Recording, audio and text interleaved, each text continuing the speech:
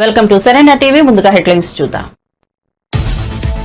ఎల్లుండి మహారాష్ట్ర ప్రభుత్వం ఏర్పాటు. సీఎంగా ఫడ్నవీస్, డిప్యూటీ సీఎంగా ఏక్నాథ్ షిండే డిప్యూటీ సీఎం అంటూ జాతీయ మీడియాలో వార్తలు.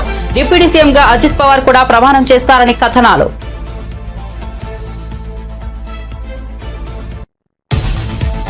మరో నూతన విధానాన్ని ప్రవేశపెట్టిందన్న సర్కార్. భవనాలు, లేఅవుట్ల అనుమతులకు ఆన్లైన్ సేవలు అందుబాటులోకి. ఐటీ పరిశ్రమల శాఖ మంత్రి శ్రీధర్ బాబు ప్రారంభించిన బిల్డ్ నౌ విధానం.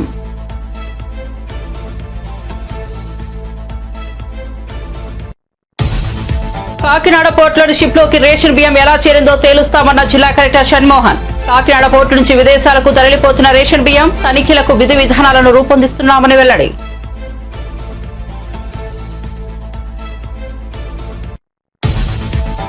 ఏపీని వెంటాడుతున్న మరో అల్పపీడనం. మరికొన్ని రోజులు వర్షాలు. డిసెంబర్ 9 నుంచి 16వ తేదీ మధ్య అల్పపీడనం ఏర్పడే ఛాన్స్. దక్షిణ కోస్తా జిల్లాలపై ప్రభావం ఎక్కువని ఐఎండీ అంచనా. పేయింజర్ తుఫాన్ తీరం దాటిన ఆగని వర్షాలు. ఇక వార్త వివరాల్లోకి వెళ్తే, దేవేంద్ర ఫడ్నవీస్ ముఖ్యమంత్రిగా, ఏక్నాథ్ షిండే ఉప ముఖ్యమంత్రిగా మహాయుతి కూటమి ఎల్లుండి ప్రభుత్వాన్ని ఏర్పాటు చేయనుంది.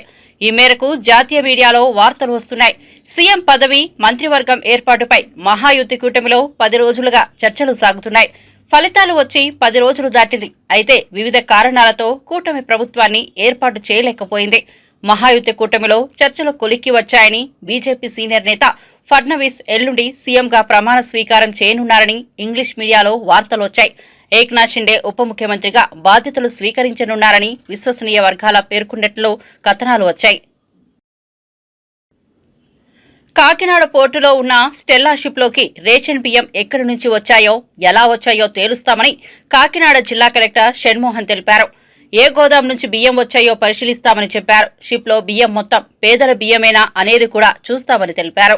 కాకినాడలో మీడియాతో మాట్లాడుతూ ఆయన ఈ మేరకు వివరాలను వెల్లడించారు. ఈ అంశంపై 5 సభ్యులతో విచారణ బృందాన్ని ఏర్పాటు చేస్తామని షణ్మోహన్ చెప్పారు. ఈ బృందంలో రెవెన్యూ, పోలీస్, పౌర సరఫరాల శాఖ, కస్టమ్స్, పోర్ట్ అథారిటీ అధికారులు సభ్యులుగా ఉంటారని తెలిపారు. పీడిఎస్ రైస్ అయితే వాస్తవం 100% దాంట్లో. ఆ పీడిఎస్ రైస్ సప్లై చేసిన వెండర్ ఎవరు, ఆ వెండర్ సంబంధించి మనం ప్రీవియస్లో బ్యాంక్ గ్యారంటీ ఏమైనా ఇచ్చినట్టువి ఉన్నాయేమో అని చెప్పి ఆ రోజు నేను కూడా అనుమానం వ్యక్తం చేశాను. మనం బయటకు వస్తూనే, మనం కోర్టు నుంచి వస్తూనే బ్యాంక్ గ్యారంటీ ఇచ్చినవి ఉండొచ్చేమో, సో అది ఒకటి వెరిఫై చేసుకోవాలనుకున్నాం. సో ఆ వెరిఫికేషన్కి సంబంధించి నెక్స్ట్ 2-3 డేస్లో మనం ఒక మల్టీడిసిప్లినరీ టీం, అంటే కంప్లీట్గా రైస్ ఏదైతే లోడ్ చేసిందో షిప్లోకి, ఆ షిప్లో ఉన్న రైస్ ఏ ఎక్స్పోర్టర్ దగ్గర నుంచి వెళ్ళింది, ఆ ఎక్స్పోర్టర్కి ఏ మిల్స్ సప్లై చేశాయి, ఆ మిల్స్కి సంబంధించిన బిల్స్, ఆ ఎక్స్పోర్టర్కి సంబంధించిన బిల్స్, ఆ ఎక్స్పోర్టర్ ఏ గోడౌన్లో పెట్టున్నారు, ఆ గోడౌన్ నుంచి షిప్ వరకు రావడానికి అవసరమైన ట్రాన్స్పోర్టేషన్ కానీ, అవసరమైన ట్రక్ షీట్స్ అవన్నీ వెరిఫై చేసుకొని ఇది నిజంగానే పీడిఎస్ రైస్ మనం బ్యాంక్ గ్యారంటీ ద్వారా రిలీజ్ చేసిందా కాదా అని నిర్ధారించుకొని ఆ పీడిఎస్ రైస్ అండ్ ఇన్ఫ్యాక్ట్ ఒకవేళ బ్యాంక్ గ్యారంటీ ఒకవేళ ఇచ్చున్నా కూడా పీడిఎస్ రైస్ బయటకి ఎక్స్పోర్ట్కి పంపించగలమా లేదా. సో ఈ యాక్టివిటీస్ అన్నీ చేయడం కోసం అలాంగ్ విత్ కస్టమ్స్ డిపార్ట్మెంట్ ఒక 5 మెంబర్ టీమ్ని, అంటే revenue, police, customs, then we are including civil supplies and port authorities. So ఈ 5 డిపార్ట్మెంట్స్తో కలిపి ఒక టీం ఫామ్ చేయడం జరుగుతుంది. అండ్ ఈ టీం ఆ షిప్ మీదకి వెళ్ళి ఖచ్చితంగా ప్రతి లోడ్ని వెరిఫై చేసుకొని మనం ఏదైతే ఐడెంటిఫై చేసామో ఆ స్టాక్తో పాటు ఇంకా ఏదైనా దాని కింద కానీ, తర్వాత షిప్ అంటే చాలా వరకు లోడింగ్ అయి ఉంటుంది. సో ఆ రోజు ఒక్కనే వెళ్ళగలిగాం కాబట్టి ఆ రోజు 100% మనం చెక్ చేసామని చెప్పలేకపోవచ్చు. సో కంప్లీట్గా షిప్ అంతా వెరిఫై చేసుకోవటం, దానికి సంబంధించి శాంపిల్స్ కానీ, తర్వాత దానికి సంబంధించిన ఏదైనా డాక్యుమెంట్స్ కానీ సీజ్ చేసుకోవటం, ఆ డాక్యుమెంట్స్ శాంపిల్స్ తెచ్చుకొని ఆ తర్వాత నెక్స్ట్ ఏం స్టెప్స్ చేయాలి అండ్ కంప్లీట్గా ఇది ఎవరు సప్లై చేశారు, ఏం సప్లై చేశారు అనేది తేల్చుకున్న తర్వాత we will take the next course of action. Why I'm trying to say this is, ఆ షిప్ మన పోర్ట్లోనే సీజ్ చేయడం జరిగింది, ఇప్పుడు మన దగ్గరే ఉంది. అండ్ ఆల్రెడీ డిప్యూటీ సీఎం గారు కూడా has strongly directed us also. మన ఎలాంటి అన్ఫేర్ ప్రాక్టీస్ అక్కడ జరిగినా కూడా we have to take full control. And ఎట్టి పరిస్థితుల్లో అలాంటి జరుగుతున్న ఇష్యూస్ని మనం స్ట్రాంగ్ హ్యాండ్తో along with police and other agencies we will stop it in Kakinada. And దాంట్లో మొదటి స్టెప్ కింద ఆ షిప్లో ఉన్న కంప్లీట్ స్టాక్ని మనం అనలైజ్ చేసి దాంట్లో ఏదైనా మనకి 100% అది మనకి డైవర్ట్ అవ్వకూడదు స్టాక్ అక్కడ ఉంది, మన పీడిఎస్ రైస్ స్మగుల్ అవుతుందని చెప్పి ప్రూవ్ చేస్తూనే దానికి చట్ట ప్రకారం మనం ఏ యాక్షన్ తీసుకోవడం జరుగుతుంది. సో ఇందులో భాగంగా ఇందాకే మనం ఆల్ పోలీస్ అండ్ సివిల్ సప్లైస్తో కూడా ఒక వర్క్షాప్ లాంటిది పెట్టుకుంటే వెళ్ళి ఎలా చెక్ చేయాలి, చెక్ చేసింది మనం ఎలా నిర్ధారించుకోవాలి, శాంపుల్ ఎలా తీయాలి, చేసిన దాన్ని శాంపుల్స్లో ఎలాంటి పర్సంటేజెస్ ఆఫ్ ఎఫ్ఆర్ కేసు తర్వాత ఎలా దాన్ని నిర్ధారించాలనేది both civil supplies department police ఒక కంబైన్డ్ అవేర్నెస్, అంటే పోలీస్ కూడా అర్థం కావాలి మనం ఏం చేస్తున్నాము. సివిల్ సప్లైస్ డిపార్ట్మెంట్తో పాటు పోలీస్ ఆల్సో షుడ్ అండర్స్టాండ్ ఎలాంటివి ఈ డైవర్షన్ జరుగుతున్నప్పుడు ఎలా ఐడెంటిఫై చేయగలమే దాని గురించి ఒక వర్క్షాప్ పెట్టుకోవడం జరిగింది ఇవాళ. సో మోర్ అండ్ మోర్ వచ్చే రోజుల్లో మనం దీని గురించి పర్టికులర్గా స్పెసిఫిక్గా ఒక ఇన్ఫర్మేషన్ వచ్చినప్పుడు దాని గురించి ఇమ్మీడియట్గా యాక్ట్ చేసేటట్లు టీమ్స్ ఫామ్ చేసుకోవటం, ఆ టీమ్స్ దీంట్లో ఖచ్చితంగా ట్రైన్ అయ్యి ఉండి రేపు మనం దానికి శాంపిల్స్ టెస్ట్ చేసినప్పుడు కూడా ఆ శాంపిల్స్ సంబంధించిన రిజల్ట్స్ బట్టి మనం తెలంగాణలోని కాంగ్రెస్ ప్రభుత్వంపై బీఆర్ఎస్ నిత్యం విమర్శలు గుప్పిస్తోంది. బీఆర్ఎస్ నేతలు ముఖ్యమంత్రి రేవంత్ రెడ్డిపై తీవ్ర పదజాలంతో విరుచుకుపడుతున్నారు. ప్రభుత్వ నిర్ణయాలకు వ్యతిరేకంగా జనాలతో కలిసి ఆ పార్టీ నేతలు ఆందోళన చేపడుతున్నారు. ఈ క్రమంలోనే తాజాగా ఓ ఆసక్తికర సన్నివేశం చోటు చేసుకుంది. బీఆర్ఎస్ ఎమ్మెల్యే మాజీ మంత్రి తలసాని శ్రీనివాస్ యాదవ్ మంగళవారం ముఖ్యమంత్రి రేవంత్ రెడ్డిని కలిశారు. ఉదయం బంజారాహిల్స్ లోని సీఎం రేవంత్ రెడ్డి నివాసానికి వెళ్లి తలసాని భేటీ అయ్యారు.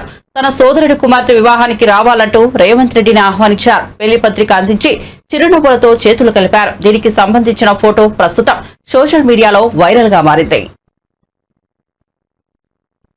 పుష్ప చిత్రాలు చేయడానికి కారణం కేవలం అల్లు అర్జున్ పై తనకున్న ప్రేమేనని దర్శకుడు సుకుమార్ అన్నారు. ఆయన మాటలకు అల్లు అర్జున్ భావోద్వేగానికి గురయ్యారు. ఆయన దర్శకత్వంలో అల్లు అర్జున్ కథానాయకుడిగా తెరకెక్కిన చిత్రం పుష్ప 2 ఈ సినిమా ప్రీ రిలీజ్ ఈవెంట్ సందర్భంగా సుకుమార్ మాట్లాడారు. అల్లు అర్జున్ తో నా ప్రయాణం ఆయాతో మొదలైంది. వ్యక్తిగా నటుడిగా తను ఎలా ఎదుగుతున్నాడో చూస్తూ వచ్చా. తను ఒక ఎక్స్ప్రెషన్ కోసం ఫైట్ చేస్తాడు. బన్నీతో పుష్ప చేస్తా అన్నప్పుడు నా దగ్గర కథ లేదు, ఇది క్యారెక్టర్ ఇలా ఉంటుందని కేవలం 2 సీన్లు చెప్పా. కానీ బన్నీ నన్ను నమ్మాడు. సినిమా కోసం తను పడే తపన చూసి ఈ వ్యక్తి కోసం ఏదైనా చేసేయొచ్చు అని అనిపించిందని సుకుమార్ తెలిపారు. రంగారెడ్డి జిల్లా చేవెళ్ల మండలం ఆలూరు స్టేజ్ వద్ద సోమవారం జరిగిన రోడ్డు ప్రమాదానికి నిరసనగా అఖిలపక్షం ఆధ్వర్యంలో ధర్నా చేపట్టారు. ఆలూరు స్టేజ్ వద్దకు పెద్ద ఎత్తున ప్రజలు తరలివచ్చి నిరసన తెలిపారు. రహదారులు విస్తరించకపోవడంతో వాహనదారులు ఇబ్బందులు పడుతున్నారని, రోడ్లు ప్రమాదాలు జరుగుతున్నాయని ఆవేదన వ్యక్తం చేశారు. రోడ్లు నిర్మాణ పనులు వెంటనే ప్రారంభించాలని నినాదాలు చేశారు.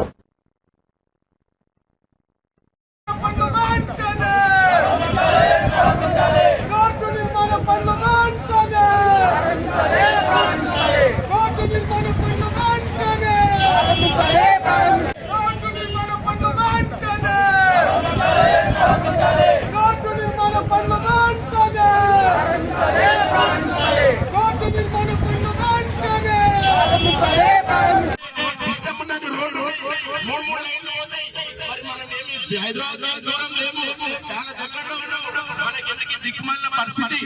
మన రోడ్డు మంచి అయితే మనం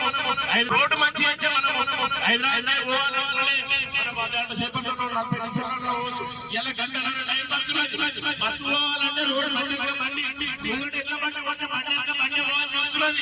దేనికి లైన్ ఉంటే పోతే రోడ్డు మన దగ్గర అన్ని సమస్య లేకుండా పరిష్కరించి దీనికి రోడ్ కోసం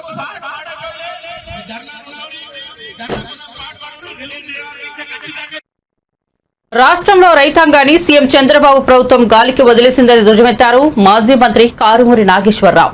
రైతులకు గిట్టుబాటు ధర ఎలా కల్పించాలి అనే దాన్ని మర్చిపోయారని మండిపడ్డారు. రైతులకు ఇస్తామన్న 20,000 ఇవ్వలేదని విమర్శలు గుప్పించారు. ఈ మేరకు విశాఖపట్నంలో మంగళవారం కారుమూరి మాట్లాడుతూ కూటమి పాలనలో దళారీ వ్యవస్థ పెరిగిపోయిందని దుయ్యబట్టారు.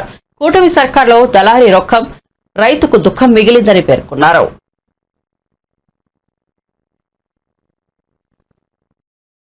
అది ఎగ్గొట్టేసి ఈ క్రాప్ కూడా చేయకుండా ఇవాళ ఈ క్రాప్ చేస్తుంటే 1,350 కోట్ల రూపాయలు రైతులకి నష్టపరిహారం వచ్చి ఉండేది, ఇన్సూరెన్స్. అది కూడా చేయకుండా ఈరోజు పంట వచ్చిన దానికి ఫలితం లేకుండా దళారీ వ్యవస్థ పెరిగిపోయింది. దళారీకి రొక్కం, రైతుకి దుఃఖం. దళారీకి రొక్కం, రైతుకు దుఃఖం. ఈ రకమైన పరిస్థితిలో రైతుని నెట్టేశారు రోడ్డు మీద. ఇవాళ ఎక్కడ చూసినా సరే ధాన్యం కొనే నాదుడు లేక టోటల్గా దళారీ వ్యవస్థ పేటరేగిపోతా ఉంది. జగన్మోహన్ రెడ్డి గారు ఉన్నప్పుడు రైతే ఈ రాష్ట్రానికి దేశానికి వెన్నెముక. రైతుని అన్ని రకాలుగా ఆదుకోవాలి, రైతునికి మేలు చేయాలి, మంచి చేయాలి. ఇవాళ మీరైనా నేనైనా భోజనం చేసాకే బయటకు వస్తాం.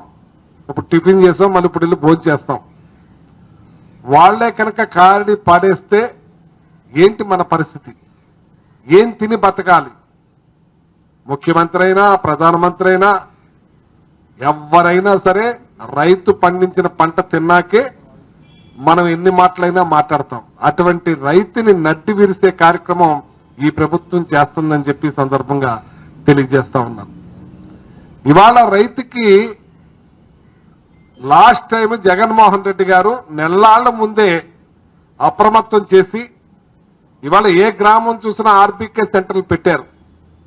ఆర్బీకే ద్వారా అధికారులనే పంపించి శాంపిల్స్ తీసుకుని మాయిచ్చూరు చూసి మినీ మిల్లింగ్ మిషన్లు పెట్టి ఆ మిషన్ల ద్వారా తేమ శాతం చూపించి రైతు నష్టపోకుండా ఒక జీపీఏ ట్రాక్ని ఏర్పాటు చేసి ఆ ధాన్యాన్ని లారీ ఎక్కడికి వెళ్తుంది, మరి అలాగే ఎంఆర్ఓ లాంటి అధికారిని ఒక్కో మిల్లికాడ కస్టోడియింగ్ ఆఫీసర్గా పెట్టి చాలా పెద్ద ఎత్తున చర్యలు తీసుకుని రైతుకి కష్టం లేకుండా డైరెక్ట్ రైతు అకౌంట్లో డబ్బు పడేటట్టు మద్దతు ధర జరిగితే ఈ రోజున ప్రభుత్వం ఏ మాత్రం కూడా పట్టించుకోకుండా గాలి కొదిలేసి పూర్తిగా రైతాంగాన్ని నిర్లక్ష్యం చేసిన ప్రభుత్వం ఈ కూటమి ప్రభుత్వం అని చెప్పి సందర్భంగా తెలియజేస్తున్నాను.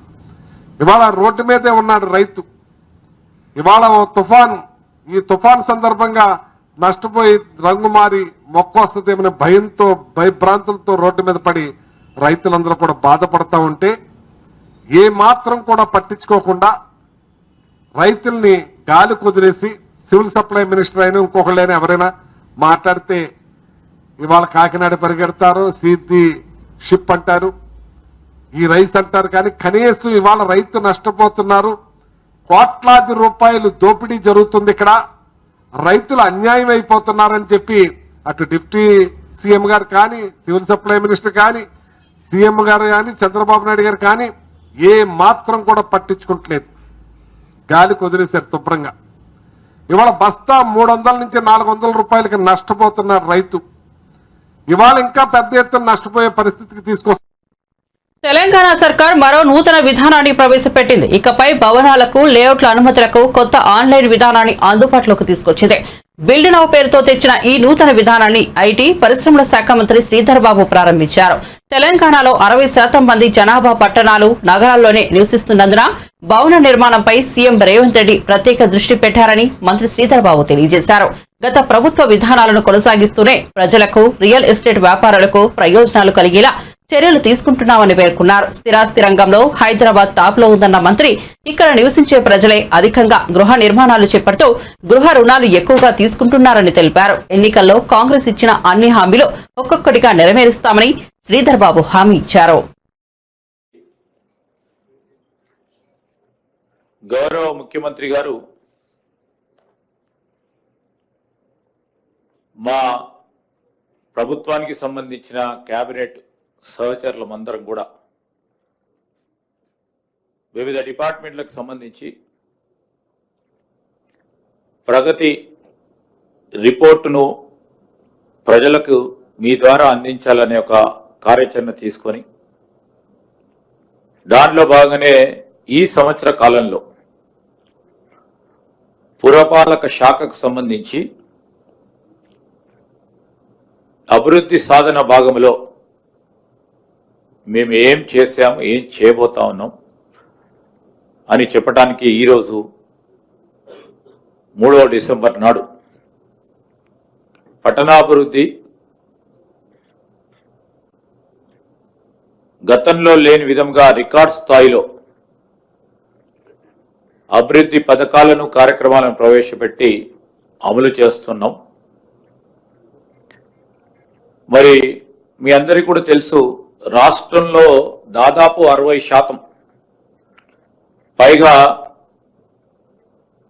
పట్టణ నగర ప్రాంతాల్లో ఉంటున్నందున ఈ శాఖ ఉన్న ప్రాధాన్యతను దృష్టిలో పెట్టుకొని స్వయంగా గౌరవ ముఖ్యమంత్రి రేవంత్ రెడ్డి గారే ఈ శాఖను స్వయంగా నిర్వహిస్తూ ఉన్నారు. ఈ నిర్వహణ భాగానికి సంబంధించి మరి మొదటిగా మీ అందరికీ కూడా తెలుసు, మన రాష్ట్రం ప్రత్యేకించి హైదరాబాద్ మహానగరం, ఈ మహానగరానికి సంబంధించిన ఓ ప్రత్యేకత, దానికి సంబంధించి ఏ విధంగా గత 2-3 దశాబ్దాల నుంచి హైదరాబాద్ నగరం ఏ విధంగా అభివృద్ధి చెందుతూ ఉందని మనం అందరం కూడా స్పష్టంగా మన ముందట కనబడతా ఉన్న తరుణంలో మీ అందరికి దృష్టికి తీసుకొస్తా ఉన్నాం. హైదరాబాద్ నగరం per capita income growth rate దాదాపు 20%, అంటే 19.3 CAGR చొప్పున పెరుగుతా ఉంది. ఈరోజు మన హైదరాబాద్ నగరం వివిధ ఆర్థికమైన అంశాలతో కూడుకున్న ప్రగతిని సాధిస్తూ దాంట్లో సీమాభాగంగా స్ట్రాంగ్ గా ఉన్న రియల్ ఎస్టేట్ భాగం సంబంధించి, అదేవిధంగా సామాజిక ఆర్థిక పరిస్థితులను మెరుగుపరిచే ఓ కార్యాచరణలతో మన హైదరాబాద్ నగరం ఏ విధంగా ముందుకు సాగుతా ఉంది, దాంట్లో భాగంగానే ఈ గ్రోత్ రేట్ కూడా ప్రత్యేకంగా కనబడతా ఉంది. రియల్ ఎస్టేట్ రంగంలో ఇప్పటికి కూడా హైదరాబాద్ మొదటి స్థానంలో ఉంది. ఓ విధంగా చూస్తే డొమెస్టిక్ రెసిడెన్షియల్ ప్రైస్ అప్రిషియేషన్, అదేవిధంగా వివిధ రియల్ ఎస్టేట్ కు సంబంధించిన ప్రధానమైన కొత్త కట్టడాలు కానీ లాంచెస్ కానీ వివిధ రకమైన వాళ్ళు సేల్ చేసే దాంట్లో నెంబర్ 1గా ఉందని అనేక రిపోర్ట్స్ కూడా చెప్తా ఉన్నాయి. ఈరోజు జిఎస్డిపి గ్రోత్ రేట్ మనకు సంబంధించి గత 15 సంవత్సరాలుగా మన తెలంగాణ హైయెస్ట్ పర్ఫార్మర్ గా యాన్యువల్ గ్రోత్ రేటు మొత్తం తెలంగాణకు సంబంధించి దాదాపు 11% ఈ మనం అనుకున్న 15 నుంచి 16 సంవత్సరాలు గ్రోత్ రేట్ ప్రత్యేకంగా కనబడతా ఉంది. ఇంతకుముందు చెప్పినట్టు పర్ క్యాపిటా ఇన్కమ్ ఆదాయకు సంబంధించి 19.3%తో పాటు మనము 3-4 దశాబ్దాల క్రితం ఏర్పరచుకున్న హైటెక్ సిటీతో పాటు క్రమేణా గత 3 ప్రతిపక్షం అంటే తిట్లు శాపనార్థాలు కాదని కొత్తగూడెం సిపిఐ ఎమ్మెల్యే కూనంనేని సాంబశివరావు అన్నారు.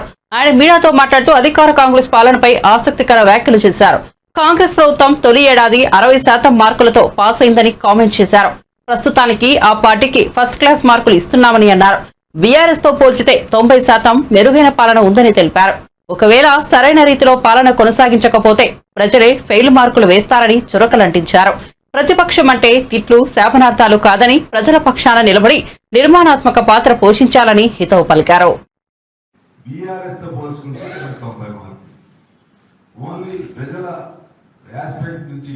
ప్రజల తరపు నుంచి ఆలోచనలో పోలిక చేస్తే 60 మార్కులతోనే ఉన్నారు. 60 మార్కులు ఎందుకన్నానంటే కొన్ని చేశారు. ఏది మన కరెంటుది ఫ్రీ అవుతుంది, చాలా ఇంకా లోటుపాట్లు ఉండదు. ఇంకా 200 యూనిట్లు అవుతుంది.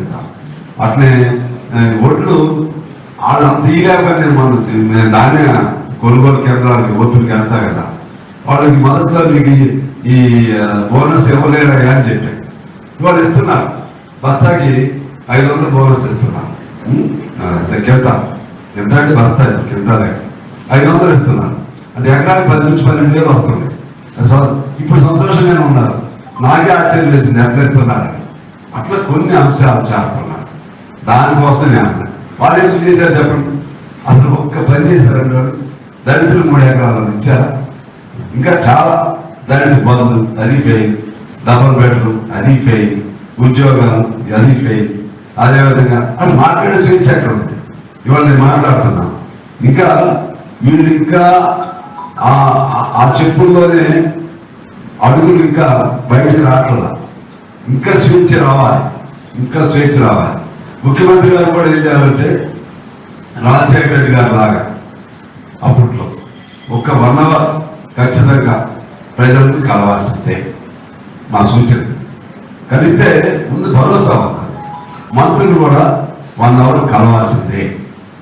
ఫోన్లు మాట్లాడే రిసీవింగ్ కి ఓ సిస్టమ్ ఏర్పాటు చేసుకోవాల్సిందే. ఎమ్మెల్యేలు ప్రజల తరఫున ఉండే ఎమ్మెల్యేలు మాట్లాడితే ఫోన్ ఎత్తకపోతే ఫోన్ ఎత్తులేదు మాకు ఏదో స్వర్గంలోకి వెళ్ళినట్టుగా అనిపిస్తుంది. ఎవరు ఎత్తితే ఫోన్ అంత పరిస్థితి అవసరం లేదు. అధికారులు కూడా ఎత్తకపోతే అట్లా. ఇది మరి ఎందుకంటే ఎవరు చెప్తారు చెప్పండి. యాజ్ ఏ కమ్యూనిస్ట్ పార్టీ లేదా నేను తప్పని చెప్తున్నాం, ఒప్పని చెప్తున్నాం. అంతిమంగా మాత్రం వీ సపోర్ట్ దిస్ గవర్నమెంట్.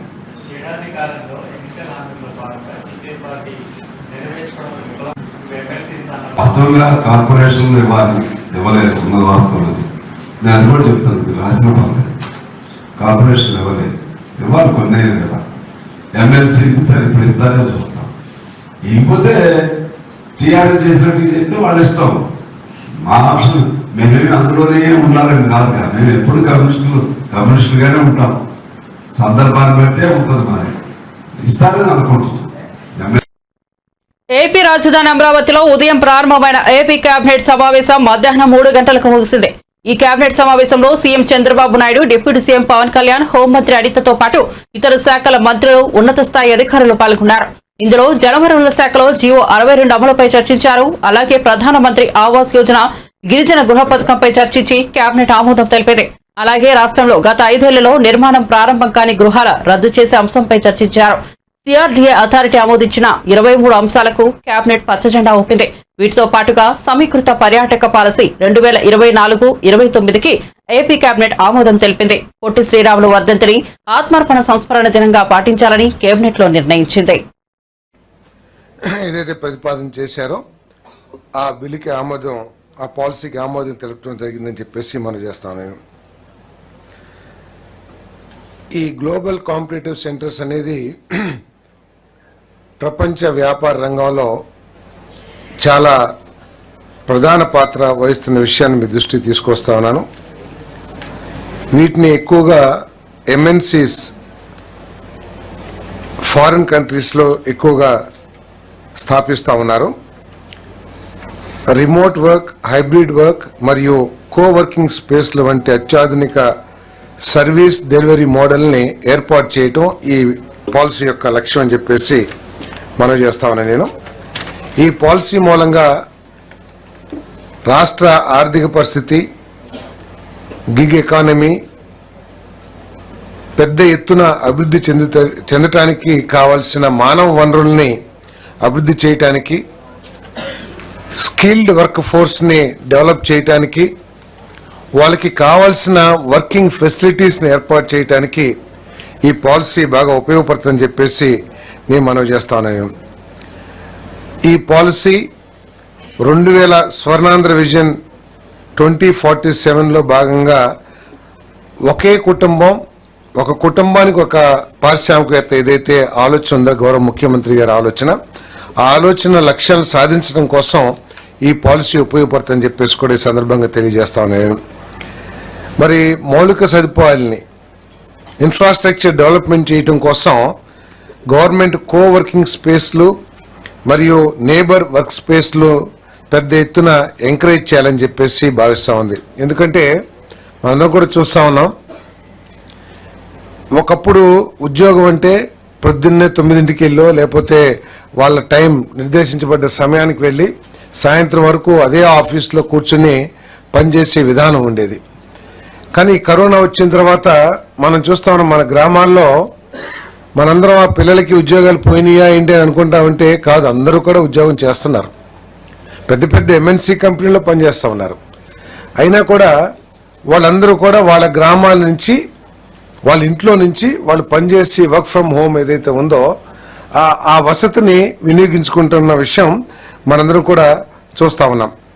దానికోసం అని చెప్పేసి ఈ కోవర్కింగ్ స్పేస్ని అదేవిధంగా నైబర్ వర్క్ స్పేస్ని డెవలప్ చేయాలని ఈ ప్రభుత్వం ఆలోచన చేస్తుంది. దానికోసం ఎవరైనా డెవలప్ చేస్తే వాళ్ళందరికీ కూడా మరి ఇన్సెంటివ్స్ ఇచ్చే కార్యక్రమం కూడా చేయబోతున్నామని చెప్పేసి మనం చేస్తాను.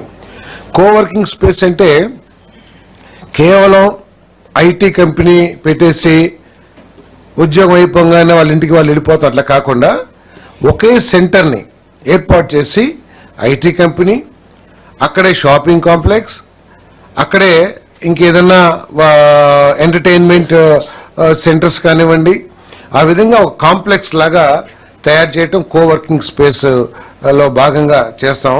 అదేవిధంగా neighbourhood working space. CM Revanth Reddy అరాచక పాలనపై అసెంబ్లీలో నిలదీస్తామని బీఆర్ఎస్ ఎమ్మెల్యే కేపీ వివేకానంద స్పష్టం చేశారు. తెలంగాణ భవన్లో ఆయన మీడియా సమావేశంలో మాట్లాడారు. ఏడాది పాలన సీఎం రేవంత్ రెడ్డి అన్ని వర్గాల ప్రజలను మోసం చేశారన్నారు. ఏం సాధించారని విజయోత్సవ సంబరాలు జరుపుకుంటున్నారని కాంగ్రెస్ ను రేవంత్ రెడ్డిని ప్రశ్నిస్తున్నామన్నారు. కాంగ్రెస్ ఇచ్చిన హామీలు అమలు చేతకాక రేవంత్ డైవర్షన్స్ పాలిటిక్స్ చేస్తున్నారని ఆరోపించారు. ప్రభుత్వానికి కావాల్సినంత టైం ఇచ్చామని ఇక ఊరుకోబోమన్నారు. గ్యారంటీలు ఇచ్చి అమలు చేయని వైనాన్ని అసెంబ్లీలో లేవనెత్తుతామని సీఎంపై కాంగ్రెస్ మంత్రులు ఎమ్మెల్యేలకే విశ్వాసం లేదన్నారు. రేవంత్ కు కాంగ్రెస్ పై పట్టు ఉంటే మంత్రివర్గ విస్తరణ చేసేవారన్నారు. చేతి నిండా పని కంటి నిండా నిద్ర ఉండే విధంగా కేసీఆర్ గారు ప్రవేశపెట్టిన పథకాలు వారికి అద్భుతాలు సృష్టించి వారికి ఎన్నో జీవితాల్లో వెలుగులు నింపినటువంటి మరి సందర్భం కేసీఆర్ గారి నాయకత్వంలో తెలంగాణ రాష్ట్రంలో ఉండే. ఈరోజు సంవత్సరం కావస్తా ఉంది రేవంత్ రెడ్డి గారి ప్రభుత్వం ఏర్పాటై. ఈరోజు అక్కడ నాయి బ్రాహ్మణ సోదరులు ధర్నా చేస్తూ ఉన్నారు. చేతివృత్తులపై ఆధారపడినటువంటి నాయ బ్రాహ్మణ సోదరులకి ఉచితంగా మరి కరెంట్ సరఫరా చేస్తే, వారికి విద్యుత్ సరఫరా చేస్తే, పవర్ సప్లై చేస్తే మరి వారికి ఆ ఒక్క పథకాన్ని నిలిపివేసి వారిని నిరుత్సాహపడే విధంగా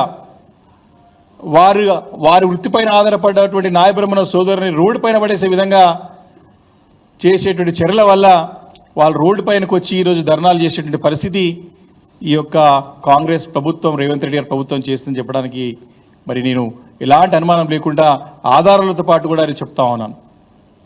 అంతేకాకుండా ముఖ్యంగా మత్స్య పారిశ్రామిక సహకార సంఘాలపైన ఆధారపడినటువంటి కుటుంబాలు ఈ తెలంగాణ రాష్ట్రంలో ఈ మత్స్య పారిశ్రామిక సహకార సంఘం పైన ఆధారపడే కుటుంబాలు దాదాపు 4 లక్షల కుటుంబాలు మరి యొక్క ఈ మత్స్య సంపద పైన, మత్స్య వృత్తి పైన మరి ఆధారపడి సహకార సంఘాలుగా దాదాపు 5,352 సహకార సంఘాలు రాష్ట్రంలో ఉన్నాయి.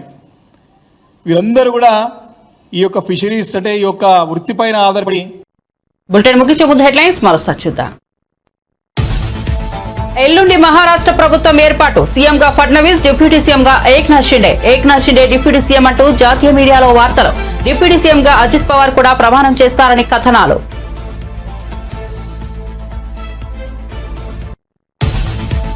మరో నూతన విధానాన్ని ప్రవేశపెట్టిందన్న సర్కార్. భవనాలు, లేఅవుట్ల అనుమతులకు ఆన్లైన్ సేవలు అందుబాటులోకి. ఐటీ పరిశ్రమల శాఖ మంత్రి శ్రీధర్ బాబు ప్రారంభించిన బిల్ నౌ విధానం.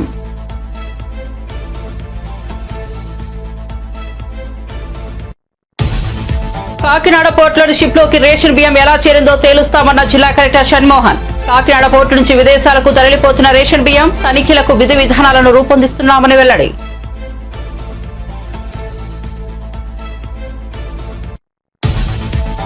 ఏపీని వెంటాడుతున్న మరో అల్పపీడనం. మరికొన్ని రోజులు వర్షాలు. డిసెంబర్ 9 నుంచి 16వ తేదీ మధ్య అల్పపీడనం ఏర్పడే ఛాన్స్. దక్షిణ కోస్తా జిల్లాలపై ప్రభావం ఎక్కువని ఐఎండీ అంచనా. పేయింజర్ తుఫాన్ తీరం దాటిన ఆగని వర్షాలు. మరిన్ని అప్డేట్స్ కోసం చూస్తూనే ఉండండి సరైన టీవీ.